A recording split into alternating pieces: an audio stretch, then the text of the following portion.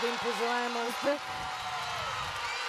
Аз нарочно оставих зрителите да усетят каква е атмосферата в залата. Събраха се хора тук, за да подкрепят тези момичета, които за последен път играят пред българската публика.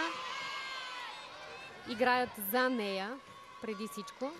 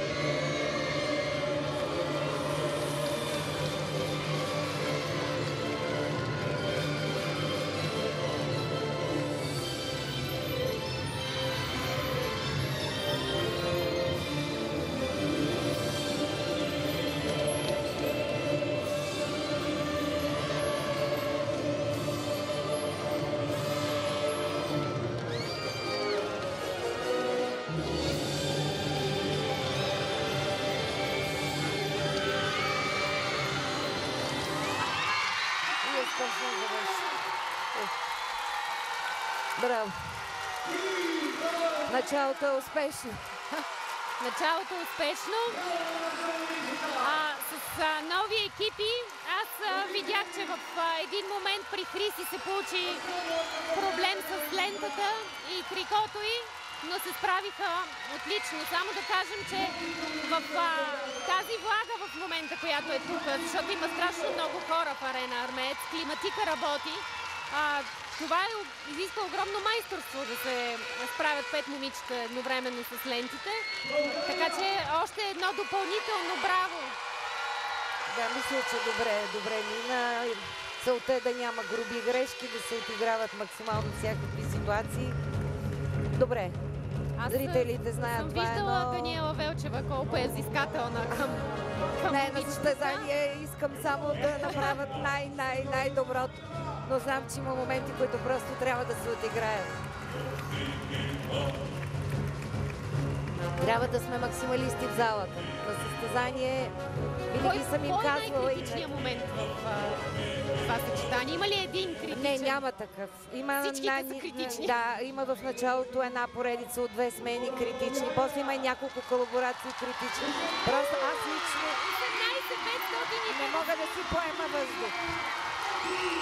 Това означава злато, уважаеми зрители, защото българките получават най-високата оценка. Ето какво прави независимото жури, бих добавила аз тук, защото рускините с 18,30 за момента са втори. Остава да видим още Финландия, Украйна и Израел. Аз съм щастлива заради нашата публика. Надявам се поне веднъж да чуем Да химна. ви чуем химна тук и момичетата. Защото на нас лично ни се е случвало навън, но да си го чуеш вкъщи е много по-приятно. Целувки от нашия щаб. И